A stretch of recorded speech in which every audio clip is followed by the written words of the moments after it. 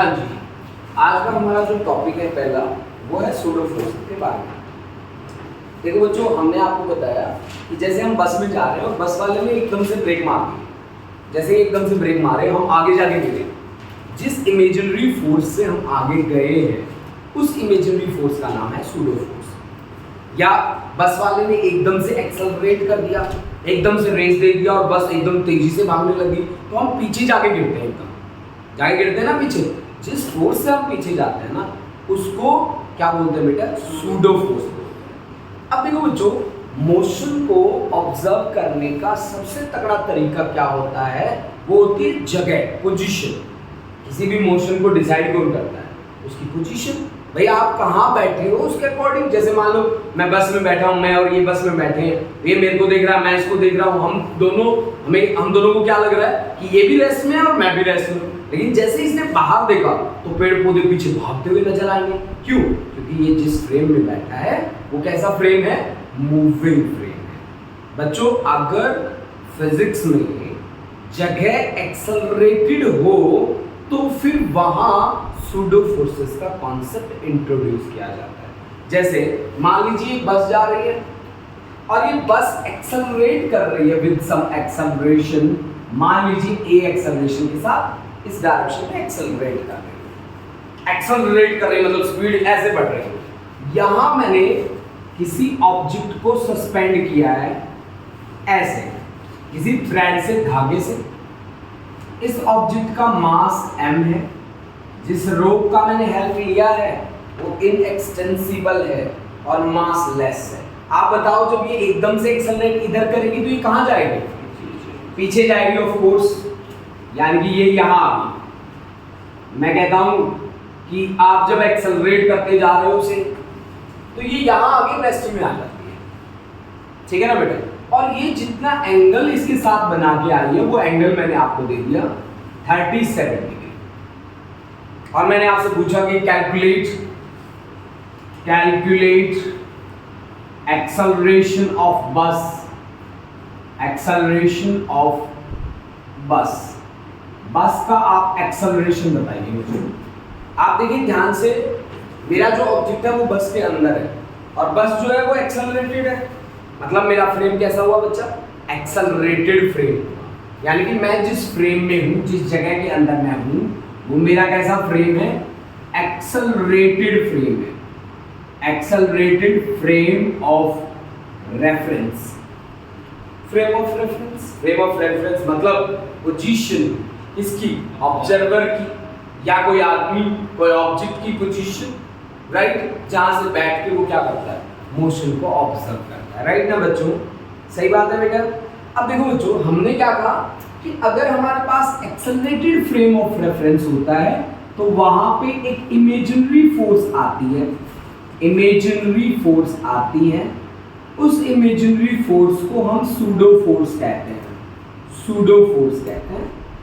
ये forces accelerated frames के लिए लगती हैं। एक्सेलरेटेड फ्रेम को फिजिक्स में नॉन इनर्शियल फ्रेम कहते हैं बच्चों। एक्सेलरेटेड फ्रेम को फिजिक्स में नॉन इनर्शियल फ्रेम का नाम दिया गया है बेटा, ठीक है ना बच्चों?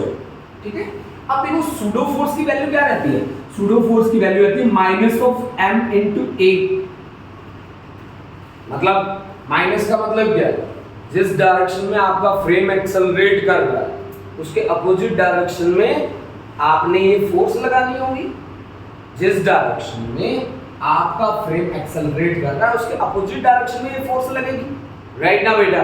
यहाँ ध्यान रखने वाली बात क्या है कि m जो रहेगा वो मास रहेगा किसका? आपके ऑब्जेक्ट का, मास ऑफ ऑब्जेक्ट। a का क्या मतलब होगा? Acceleration of frame, acceleration of frame. ये बातें आप ध्यान रखना कि यहाँ मास ऑब्जेक्ट का रहेगा और एक्सेलरेशन फ्रेम का रहेगा। अब आ जाओ, आप वापस आओ फिर बात पे। मेरा टॉपिक क्या है? मेरे टॉपिक में मुझे बोला गया कि 37 डिग्री के एंगल पे ये इक्विलिब्रियम में आ जाता है, बैलेंस हो जाता है। मतलब जो जहाँ है वो वहीं कब रहता है? जब उसके ऊपर लगने वाली नेट फोर्सेस क्या हो जाती है? जीरो हो जाती है। तो बच्चों, अब ये जब यहाँ आया और 37 डिग्री का एंगल बनाया, मुझे एक्सेलरेशन कैलकुलेट करना है। कैसे कर सकता हूँ बच्चों मैं ये काम? कैसे कर सकता हूँ बताओ? एक बात तो ये है कि इसका weight always acts vertically downward, this is the direction of weight ना, बोलो सही बात है कि नहीं। अब दूसरी बात सुन, tension always acts towards the support, tension हमेशा सपोर्ट की तरफ काम करेगा। इसको डिवाइड कर लो दो कंपोनेंट में, एक ये और एक ये, टेंशन के दो कंपोनेंट। एक कंपोनेंट अगर ये 37 डिग्री एंगल है तो ये एंगल भी कितना होगा 37 डिग्री, बोलो बच्चों। अब टेंशन का एक कंपोनेंट कौन, T cos 37 डिग्री, और इधर कौन बेटा T sin 37 डिग्री, हो गया। अब देखो बच्चों ये एक्सेलरेट किधर कर रहा है, इधर, तो सूडो फोर्स किधर लगेगी, उधर, यानी कि इस ऑब्जेक्ट पे जो सूडो फोर्स लगनी है वो किधर लगेगी, इधर लगेगी। That is equal to m into a। जिस डायरेक्शन में मेरा फ्रेम एक्सेलरेट कर रहा है उसके अपोजिट डायरेक्शन में सूडो फोर्सेस काम करेंगे, राइट ना बच्चों। जिस डायरेक्शन में मेरा फ्रेम एक्सेलरेट कर रहा है उससे अपोजिट डायरेक्शन में कौन लगेगा, सूडो फोर्स। तो अब आप यहाँ ध्यान से देखिए, अगर इक्विलिब्रियम में है तो आप क्या करते हैं, फॉर इक्विलिब्रियम, इक्विलिब्रियम के लिए क्या बात होती है बेटा कि summation of fx is equal to 0 and summation of fy is equal to 0। Summation का मतलब होता है sum of all forces acting along x direction is equal to 0 and sum of all forces acting along y direction is 0। x direction में कौन कौन लगा है, यहाँ इधर लगा है ma, उधर लगा है कौन T sin 37 degree x direction में। y डायरेक्शन में चेक करो बच्चों, y डायरेक्शन में नीचे है कौन mg, और ऊपर कौन है mg को बैलेंस कौन कर रहा है T cos 37 डिग्री, राइट, सही है ना बेटा। अब मुझे क्या चाहिए, मुझे चाहिए एक्सेलरेशन, तो मैंने इन दोनों को डिवाइड कर दिया बच्चों। जैसे ही डिवाइड किया मेरे पास आया a by g is equal to, t से t cancel, this is tan of 37 degree. वो ट्रायंगल तो सबको याद होगी, 37 वैल्यू 37 डिग्री 3 4 5, राइट ना बेटा। तो फिर a by g equal to tangent क्या होता है, परपेंडिकुलर ओवर बेस, तो परपेंडिकुलर कितना है 3, बेस कितना है 4, तो a इज इक्वल टू कितना आ गया 3 बाई 4 g, 3 बाई 4 g की वैल्यू मैं 10 ले रहा हूं, ठीक है ना बेटा। तो ये आ गया 30 divide by 4, this is 15 by 2, this is 7.5 meter per second square. This is the acceleration of this bus. That acceleration is 7.5 meter per second square. This is the acceleration. अब देखो बच्चों, ये जो कॉन्सेप्ट मैंने अप्लाई करा है ना बेटा सूडो फोर्सेस का, मतलब सूडो फोर्सेस को आपको याद रखना है तो एक ही चीज आप याद रखिए, minus of m into a, यही है उसकी एक्चुअल डेफिनेशन। सूडो फोर्सेस हमेशा वहां अप्लाई होगी जहां क्या करेंगे, हम फ्रेम को एक्सेलरेट करेंगे। अब एक बात आती है जिसको मैं कॉन्सेप्ट देता हूं, क्या, apparent weight of a man in a lift or elevator। apparent weight of a man in a lift,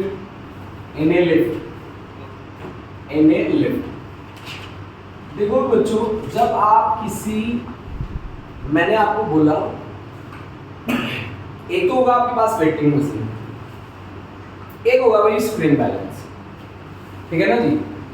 waiting machine की जब बात आएगी, वेइंग मशीन आपको जो रीडिंग दिखाती है ना बेटा, वो रीडिंग दिखाती है नॉर्मल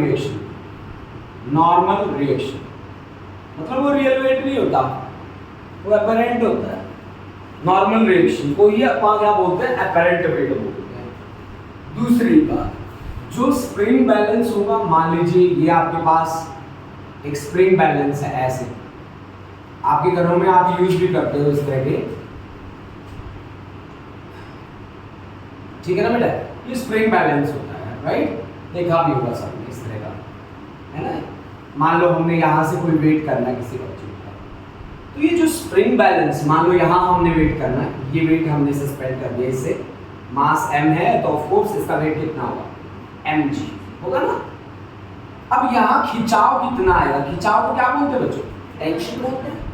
यानी कि जो स्प्रिंग बैलेंस आपको रीडिंग देगा, याद रखेंगे आप हमेशा, स्प्रिंग बैलेंस की जो रीडिंग रहेगी वो हमेशा क्या रहेगी, टेंशन रहेगी, टेंशन के इक्वल रहेगी, हमेशा वो टेंशन के इक्वल रहेगी। सही है, हमेशा किसके इक्वल रहेगी, टेंशन की। यानी कि ये दो बात आप हमेशा याद रख के चलिए बच्चों कि वेइंग मशीन आपको हमेशा नॉर्मल रिएक्शन का वैल्यू प्रोवाइड करेगा और जो स्प्रिंग बैलेंस है वो आपको टेंशन का वैल्यू प्रोवाइड करेगा। तो ये बात आप याद रखेंगे। चलिए अब इस बात पे बेस होके काम करते हैं। Apparent weight of a man in A lift और एलिवेटर, इन ए लिफ्ट और एलिवेटर, एक लिफ्ट या एलिवेटर के लिए हम केस कर रहे हैं। अब सूडो फोर्स से मैं इसको क्यों जोड़ रहा हूँ, चलिए जी वो बात भी कर लेते हैं, ठीक है ना जी। तो चलते हैं, हमने क्या कहा कि हमने सूडो फोर्सेस को इंट्रोड्यूस करना है, कहाँ पे, हमने इंट्रोड्यूस करना है लिफ्ट के केस में।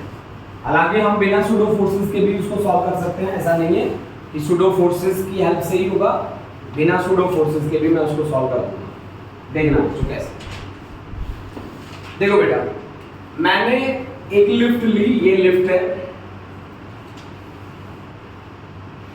यहां एक वेइंग मशीन रखी है हमने और इस पे एक ऑब्जेक्ट है जी, ये मान लो लॉपरी चढ़ गया इसके ऊपर, इस लिफ्ट में, है ना।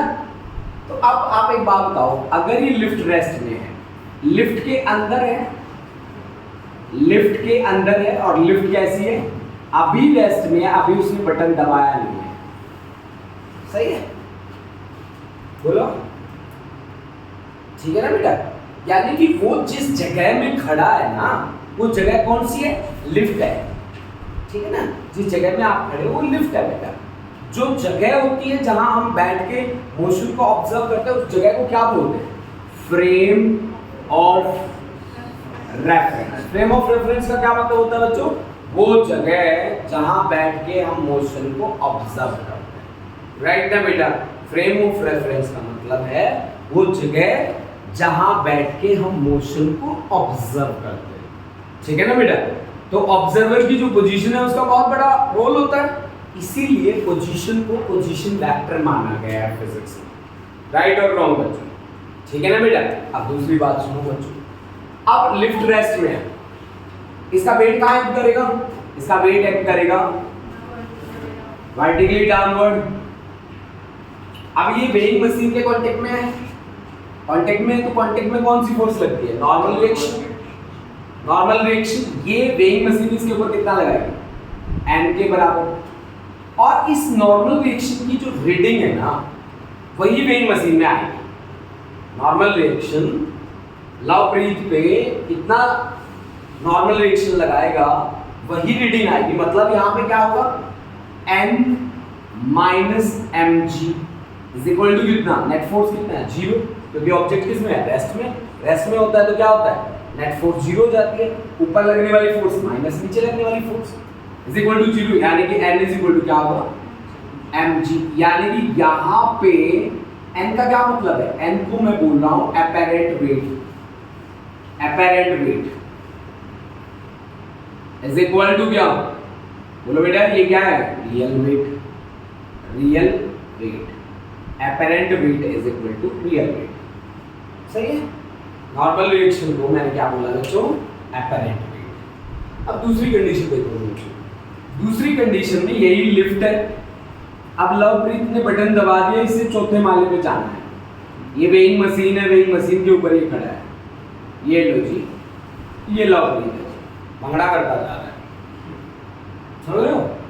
अब देखो भाई नॉर्मल रिएक्शन इसके ऊपर कहाँ लग रही थी, वो तो पहले भी ऊपर लग रही थी, अब भी ऊपर ही लगेगी, और इसका वेट कहाँ लग रहा है, डाउनवर्ड। और मान लो लिफ्ट एक्सेलरेट कर रही है with uniform acceleration a, this is acceleration of lift, acceleration of lift.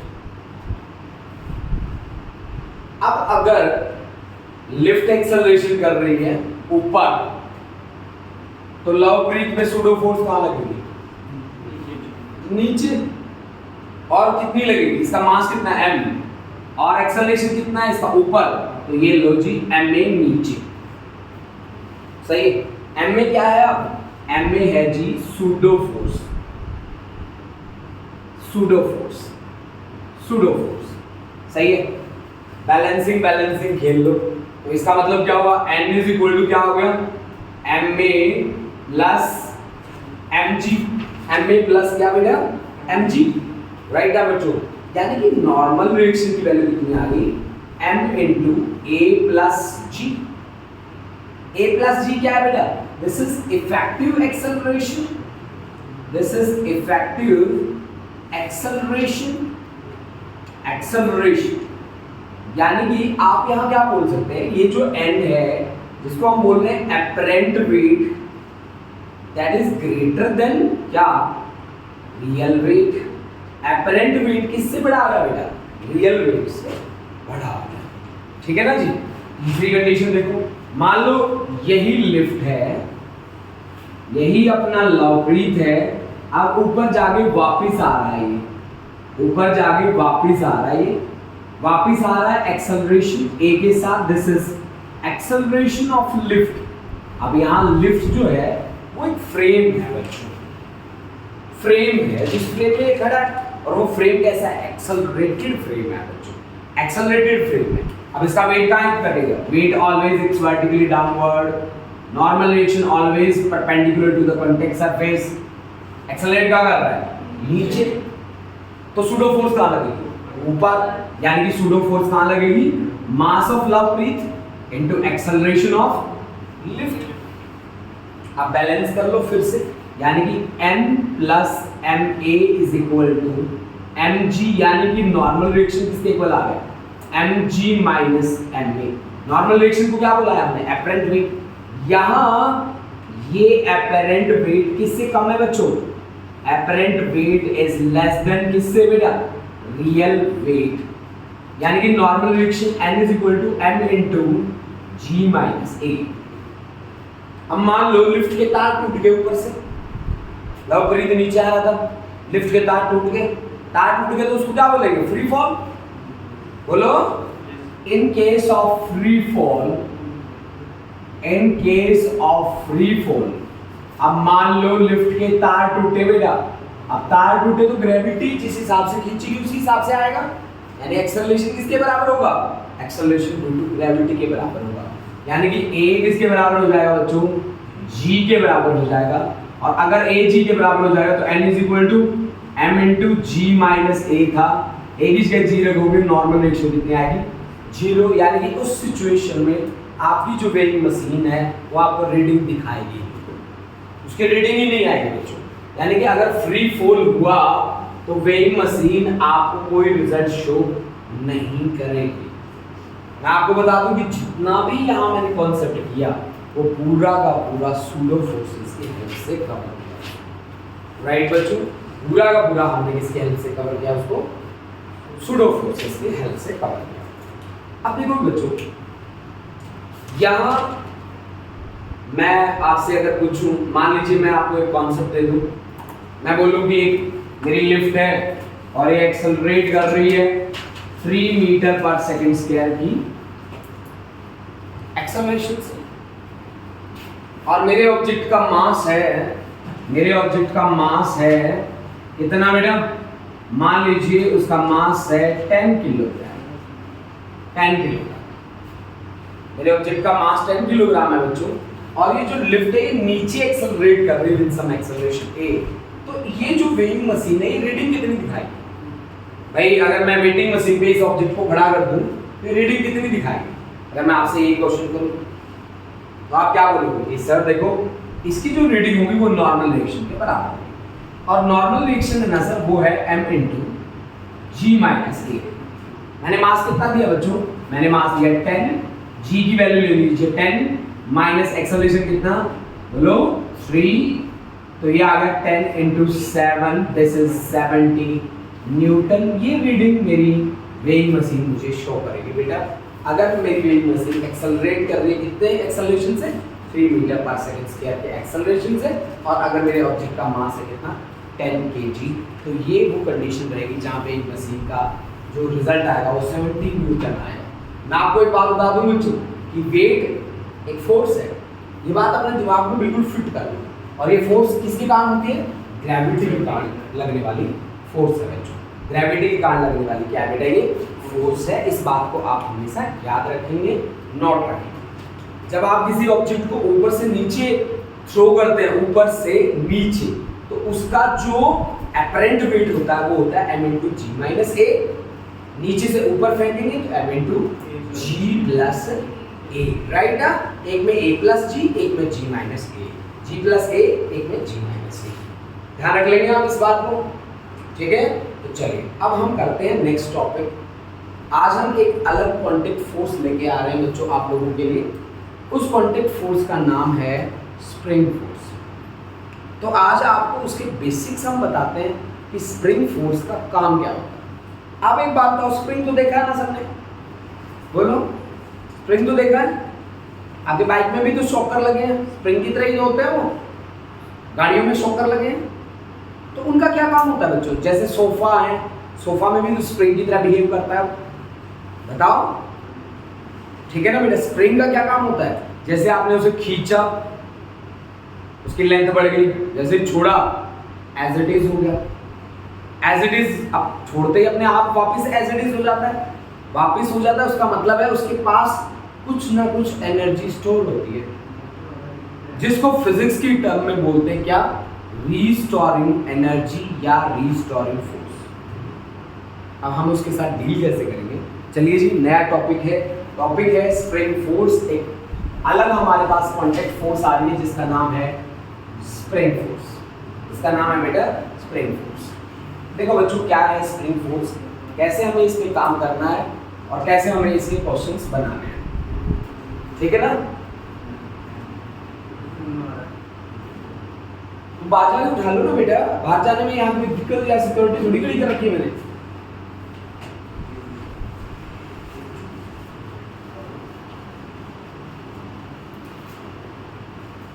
कि आप एक बार क्लासरूम में घुस गए तो घुस गए, आप निकलने नहीं देंगे।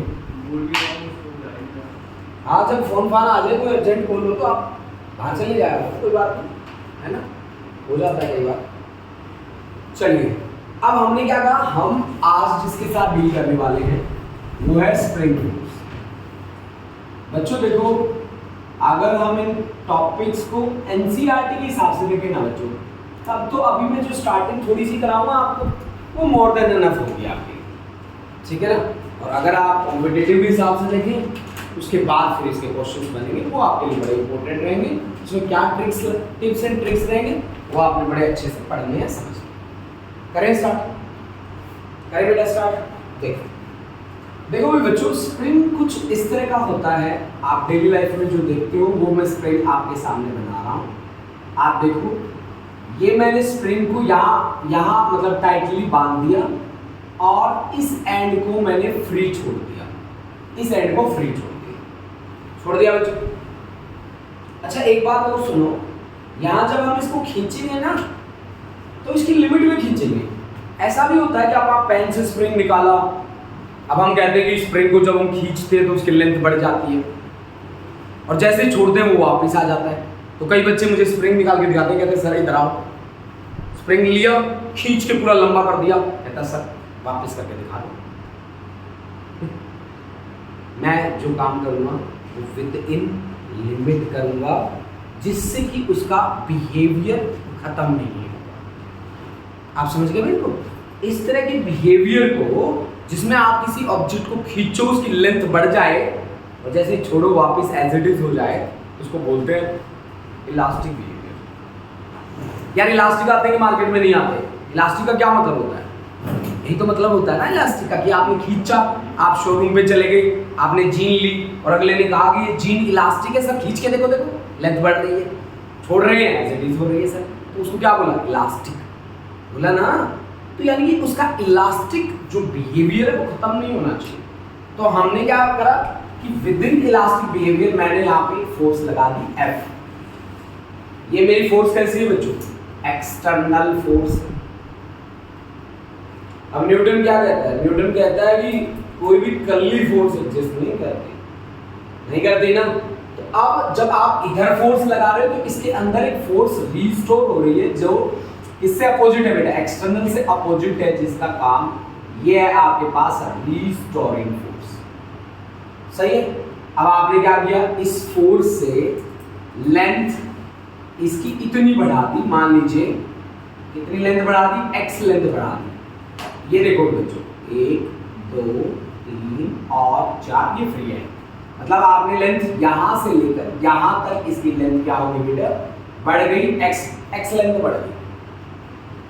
पर ध्यान रखिएगा मैंने जो काम किया ना बेटा, वो विद इन इलास्टिक लिमिट मैंने फोर्स लगाई एक्सटर्नल, विद इन लिमिट।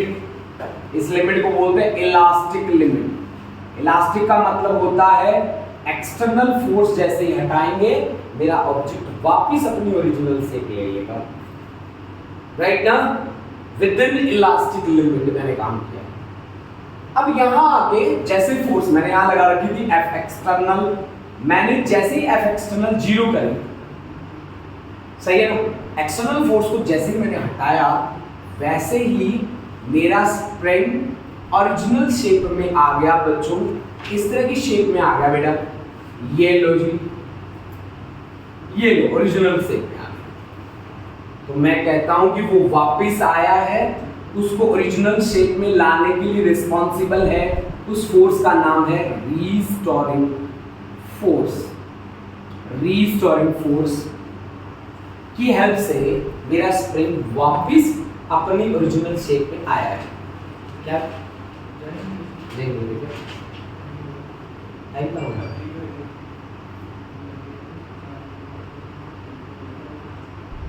तो हमने क्या कहा बच्चों, रीस्टोरिंग फोर्स की हेल्प से उसकी ओरिजिनल शेप उसे मिली है। अब आप एक बात बताओ, ये डिस्टेंस आपका कम भी तो हो सकता था और ज्यादा भी हो सकता था। अगर ये ज्यादा होता तो भी वापस आता, कम हुआ तो भी वापस आया। तो यानी कि जितना ज्यादा ये डिस्प्लेसमेंट होगा उतनी ही ज्यादा क्या होगी, फोर्स रीस्टोर होगी। यानी कि restoring force is directly proportional to displacement from mean position, mean position से जितना ज्यादा डिस्प्लेसमेंट होगा रीस्टोरिंग फोर्स उतनी ज्यादा होगी। पर ध्यान रखिएगा with in elastic limit cross नहीं होनी चाहिए। यानी कि मैंने क्या कहा कि रीस्टोरिंग फोर्स मतलब Fr is proportional to here x, proportional to x. If we remove the sign of proportionality, then we have to multiply with some constant. Then Fr is equal to minus of k into x, minus of k into x. यहाँ हम k को क्या बोलेंगे बच्चों, k है बेटा spring constant, spring constant. और अगर हम ग्राफ ड्रॉ करना चाहें Fr और x के बीच में तो ये इस तरह का ग्राफ आएगा, Fr रीस्टोरिंग फोर्स और डिस्प्लेसमेंट x के बीच में।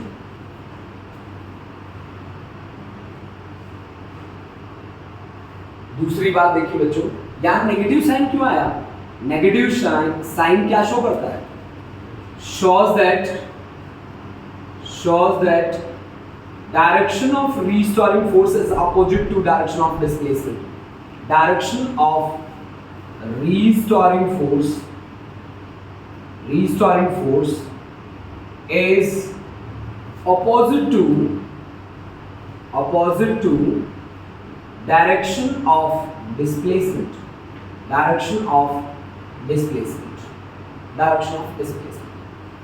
अच्छा एक चीज और देखो बच्चों, अगर मैं रीस्टोरिंग फोर्स के मैग्नीट्यूड की बात करूं, magnitude of restoring force that is equal to क्या, k into x। तो आपके पास स्प्रिंग कांस्टेंट किसके बराबर आया? Magnitude of restoring force per unit displacement. अगर लेंथ को हम किसी भी फिजिकल क्वांटिटी से डिवाइड करते हैं तो उसको हम ग्रेडियंट बोलते हैं फिजिक्स में। फोर्स किससे डिवाइड है? लेंथ से। तो इसको हम बोलेंगे बच्चों फोर्स ग्रेडियंट। ये क्या है आपके पास? Force gradient. फोर्स ग्रेडियंट का नाम क्या है? Spring constant. अगर मैं आपसे डायमेंशन फॉर्मूला और यूनिट पूछूं तो of course k is equal to force की यूनिट होती है न्यूटन, डिस्टेंस की यूनिट होती है मीटर, ये बना आपके पास न्यूटन पर मीटर, ये SI यूनिट बनी, राइट और रॉन्ग बच्चों। और न्यूटन की जगह डायन सेंटीमीटर इनवर्स, ये बनी इसकी क्या CGS यूनिट। अगर हम डायमेंशनल फॉर्मूला की बात करें तो न्यूटन मतलब फोर्स, फोर्स का dimension formula m1 L1 T-2, metre मतलब लेंथ 1 यानी कि इसका dimension formula m1 T-2। This is the dimension formula for spring constant A।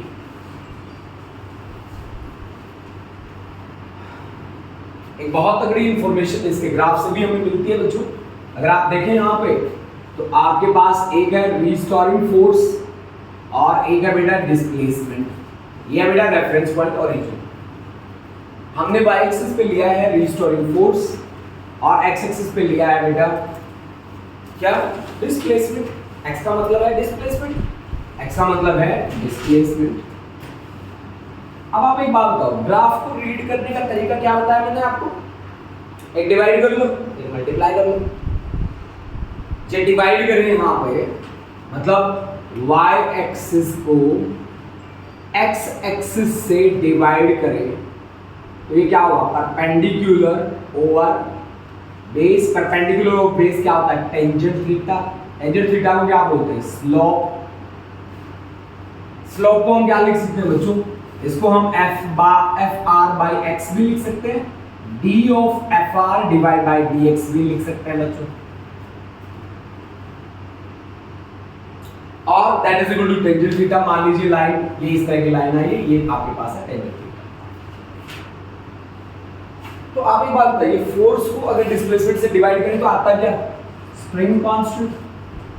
Spring constant यानी कि इस फोर्स डिस्प्लेसमेंट ग्राफ में स्प्रिंग कांस्टेंट की वैल्यू किसके बराबर होगी?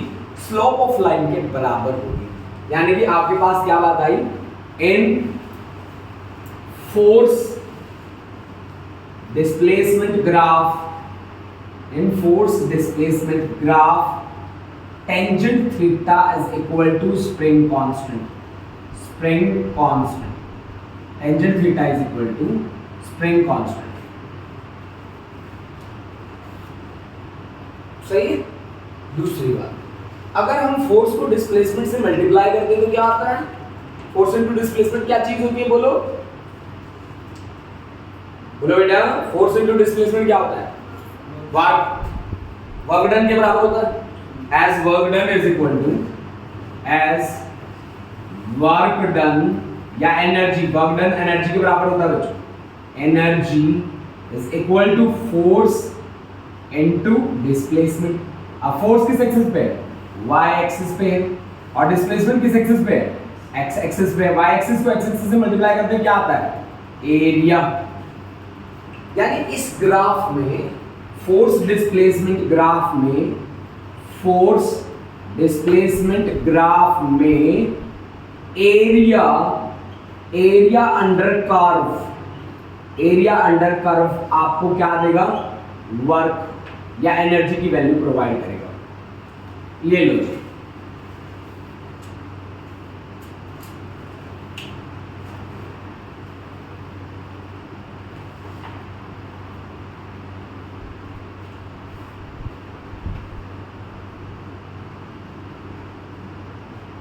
सही है बात बेटे? अब देखो बच्चों, जैसा कि आपने रोप के लिए क्या बात करी थी? रोप के लिए आपने बात करी थी कि रोप के हर पॉइंट पे टेंशन क्या रहती है? सेम रहती है। वैसे ही स्प्रिंग फोर्स है ना, स्प्रिंग के हर पॉइंट पे सेम रहेगी। जैसे यहाँ पे F इज इक्वल टू कितना है हमारे पास? F is equal to minus of kx है। अगर आप यहाँ देखना चाहें तो इतनी फोर्स होगी, यहाँ देखना चाहें तो भी इतनी होगी, यहाँ देखना चाहें तो F is equal to minus of kx ही होगी, यहाँ देखना चाहें मतलब उसके हर पॉइंट पे फोर्स क्या रहेगी? सेम रहेगी। जब जब आपको प्रॉब्लम आए स्प्रिंग फोर्स के साथ डील करने में, तब तब आप उसे टेंशन की तरह ट्रीट करके डील कर लो। टेंशन की तरह ट्रीट करके डील कर लो, आपका कॉन्सेप्ट सॉल्व हो जाएगा। समझ गए आप? टेंशन की तरह ट्रीट कर लो उसे, कोई दिक्कत नहीं आएगी आप। ठीक है ना बच्चों? चलो, जिन बच्चों को जाना है जाओ बेटा। आगे हम क्वेश्चंस करा रहे हैं, वो फिर इसमें आ जाएंगे, ठीक है ना। देखो बेटा, मैं एक स्प्रिंग बैलेंस ले रहा हूँ, ये मेरे पास एक स्प्रिंग बैलेंस है, ये देखो बच्चों, ये मेरे पास एक स्प्रिंग बैलेंस है, ये इसकी ओरिजिनल लेंथ हो गई बच्चों, है ओरिजिनल लेंथ हो गई। अब मैंने क्या किया, इससे मास सस्पेंड कर दिया, मान लीजिए m मास सस्पेंड कर दिया। जैसे सस्पेंड करूंगा मास, उसमें क्या होगी बेटा, एक्सटेंशन होगी, और मान लो वो एक्सटेंशन इतनी होगी बेटा, इतनी एक्सटेंशन होगी। अब मास आपका यहाँ आ गया, पहले कहाँ था, यहाँ था, अब कहाँ है, यहाँ है। उसने नीचे डिस्प्लेसमेंट कितना ट्रैवल किया, x। जैसे ही उसने x डिस्प्लेसमेंट ट्रैवल किया, वो किसमें आ गया, इक्विलिब्रियम ऑफ रेस्ट में। इक्विलिब्रियम ऑफ रेस्ट में क्या होता है बच्चों, इक्विलिब्रियम ऑफ रेस्ट में दो फोर्स बैलेंस कर लेते हैं एक दूसरे को, राइट ना बच्चों। तो अब नीचे कौन लग रहा है, नीचे कौन सी फोर्स लग रही है, ऑफ कोर्स m × g। अब जब स्प्रिंग को आप खींचोगे तो क्या होगा, उसमें रिस्टोर होगी एक फोर्स, और वो रिस्टोरिंग फोर्स कहाँ लगेगी, restoring force always acts towards the mean position. वो जो उसकी मीन पोजीशन थी ना पहले, वो उसकी तरफ एक्ट करेगी। मीन पोजीशन कहाँ थी, ऊपर, तो ऊपर की तरफ एक्ट करेगी, ठीक है। तो यानी कि यहाँ अभी इक्विलिब्रियम में, इन इक्विलिब्रियम में क्या होता है, नेट फोर्स 0 होती है। नेट फोर्स 0 होने का क्या मतलब है, ऊपर जितनी फोर्स लग रही है उतनी नीचे लगती है।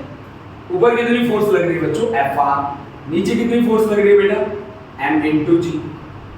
अब रीस्टोरिंग फोर्स होती क्या है बच्चों, as restoring force is directly proportional to displacement from the main position, सही है ना।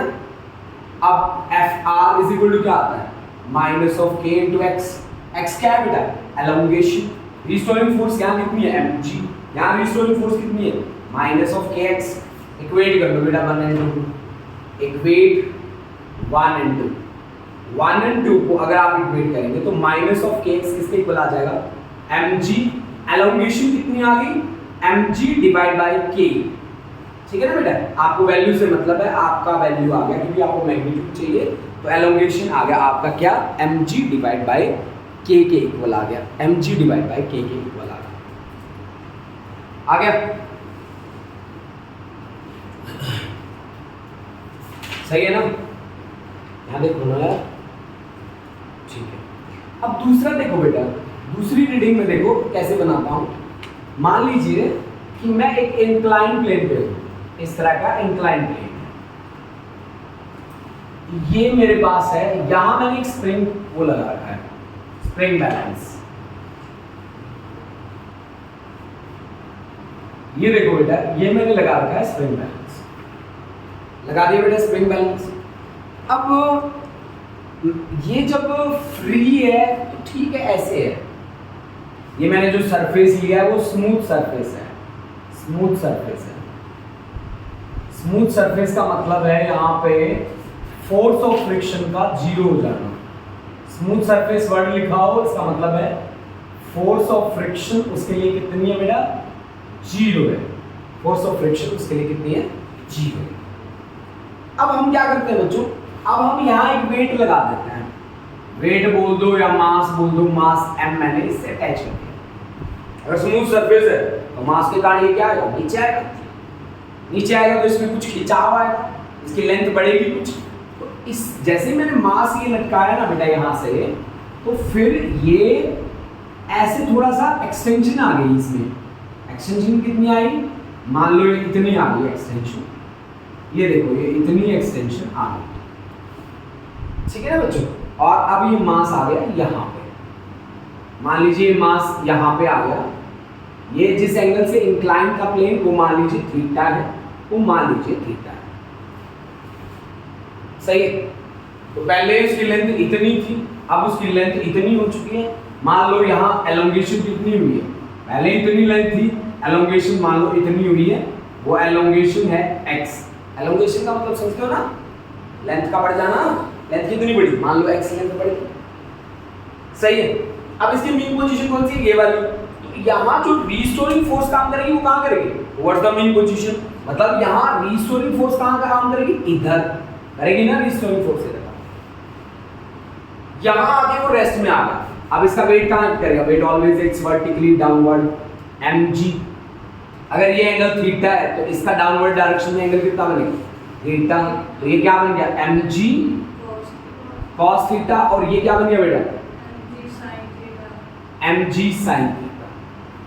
ठीक है ना बच्चों। वैसे यहाँ नॉर्मल रिएक्शन भी होगी क्योंकि मास है, तो normal reaction always acts perpendicular to contact surface, this is normal reaction. Normal reaction always acts perpendicular to contact surface. अब देखो बच्चों, अगर इस पॉइंट पे आके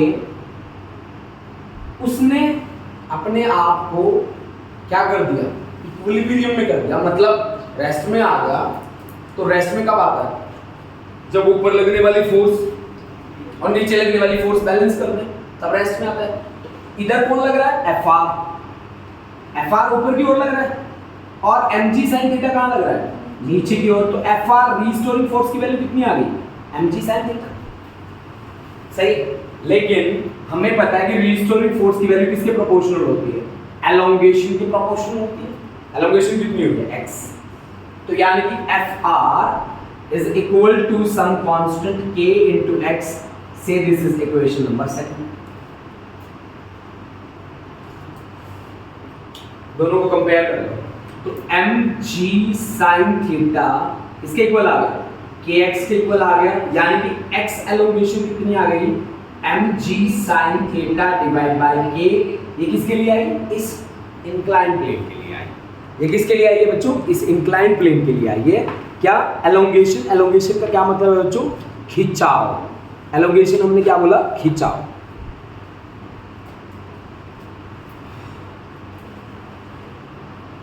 सही है, ठीक है ना बच्चों। अब देखो बेटा, 2-3 एग्जांपल और लेते हैं जहां पे हम एक्चुअल में देखते हैं कि वो वेट कितना शो करेगा, हमें कितनी रीडिंग देगा। ठीक है ना, चलिए देखते हैं कुछ और एग्जांपल्स लेते हैं। हमने कहा कि स्प्रिंग बैलेंस जो होगा वो रीडिंग किसकी देगा हमें, एक्चुअल में वो रीडिंग हमें टेंशन की देगा, राइट। हमने ये बात बोली थी, जैसे वेइंग मशीन नॉर्मल रिएक्शन बताता है, वैसे ही स्प्रिंग क्या बताता है बच्चों, टेंशन बताता है। स्प्रिंग किसकी वैल्यू बताता है हमें, टेंशन की वैल्यू बताता है, राइट। तो चलिए अपनी बात को थोड़ा सा और हम एक्सप्लेन करने की कोशिश करते हैं, उसके बाद हम इसके क्वेश्चंस बनाएंगे। ठीक है, चलिए देखिए। देखो बच्चों, मान लो कि मेरे पास 2 स्प्रिंग बैलेंस है ऐसे, एक ये स्प्रिंग बैलेंस है, इसी से नीचे मैंने जोड़ रखा है दूसरा स्प्रिंग बैलेंस, और इससे कुछ मास मैंने सस्पेंड कर दिया। मान लीजिए 10 किलोग्राम का मास मैंने सस्पेंड कर दिया। वेट कितना हो गया, 10 किलोग्राम का वेट। मेरे पास 2 स्प्रिंग बैलेंस है, एक तो ये हो गया बच्चों, एक तो ये हो गया, और दूसरा ये हो गया बच्चों। स्प्रिंग बैलेंस नंबर पहला, स्प्रिंग बैलेंस नंबर दूसरा, और 10 kg का वेट है, 10 kg का वेट है ना बच्चों। आपको पता है ना बेटा एक बात का कि 1 किलोग्राम वेट कितना होता है बच्चा, 1 किलोग्राम वेट कितना होता है बेटा, 9.8 न्यूटन के बराबर। और 1 ग्राम वेट या 1 gram force 1 GF is equal to 980 dynes के बराबर होती है ना। बताया था ना मैंने बच्चे रिव्यू बोला था ना, बातें याद होगी आपको। 1 किलोग्राम फोर्स, इसको 1 किलोग्राम वेट को 1 किलोग्राम फोर्स भी बोलते हैं, 1 kgf किलोग्राम। ये लो, सही है ना, ये बात तो सबको पता है ना, ठीक है। अब देखो भाई, यहाँ 10 किलोग्राम का वेट है, तो कितना एक्ट करेगा, 100 न्यूटन। वेट क्या होता है, m/g, सही है ना, 100 न्यूटन। अब 100 न्यूटन ऊपर क्या आएगी, टेंशन थी, तो देखो टेंशन को कौन बैलेंस कर रहा है, 100 न्यूटन। तो आपके पास टेंशन की यहाँ जो वैल्यू रहेगी वो कितनी रहेगी, 100 रहेगी। अब tension for a given spring is same, मतलब यहाँ हर पॉइंट पे टेंशन टेंशन टेंशन, यहाँ पे भी टेंशन टेंशन, मतलब S1 में कितना शो करेगा, 100 न्यूटन। S2 में कितना शो करेगा, 100 न्यूटन, राइट। लेकिन यही अगर मैं कंडीशन को रिवर्स कर दूं, मान लीजिए मैंने इस कंडीशन को थोड़ा रिवर्स कर दिया, अब मैंने तो स्प्रिंग बैलेंस इधर लगा दिए, ऐसे ऐसे करके लगा दिए, ऐसे करके लगा दिए, ये स्प्रिंग बैलेंस S1 और ये स्प्रिंग बैलेंस नंबर दूसरा S2, ये स्प्रिंग बैलेंस S1 और ये S2, और यहां मैंने मास सस्पेंड कर दिया। मास मेरे पास वही है 10 किलोग्राम, मतलब वेट कितना होगा 100 न्यूटन। वेट कितना होगा 100 न्यूटन। तो फिर अब स्प्रिंग बैलेंस नंबर पहला और दूसरा क्या रीडिंग देंगे बताओ। अब स्प्रिंग में क्या होगी, ऑफ कोर्स टेंशन, टेंशन यहां कितनी होगी T, यहां पे भी कितनी होगी T टेंशन, ठीक है ना बेटा। दोनों के स्प्रिंग कांस्टेंट मैंने सेम दिए कि एक ही दिए, तो फिर जितनी टेंशन इस पे लगेगी उतनी इस पे लगेगी। तो आप देखिए ऊपर लगने वाली फोर्स कितनी है, T प्लस T कितनी है 2T, नीचे लगने वाली फोर्स कितनी है 100, तो T की वैल्यू कितनी आ गई 15 न्यूटन, यानी कि ये स्प्रिंग बैलेंस कितना दिखाएगा 15 न्यूटन, ये दूसरा स्प्रिंग बैलेंस कितना दिखाएगा 15 न्यूटन, राइट और रॉन्ग बच्चों, ठीक है ना बेटा जी। ठीक है, तो आज की क्लास हम यहीं पे समाप्त कर दें। चलो हम कल करेंगे इसके क्वेश्चंस, ठीक है ना बेटा। स्प्रिंग बैलेंस पे बेस बंद करिए बच्चों इसको। हाँ जी।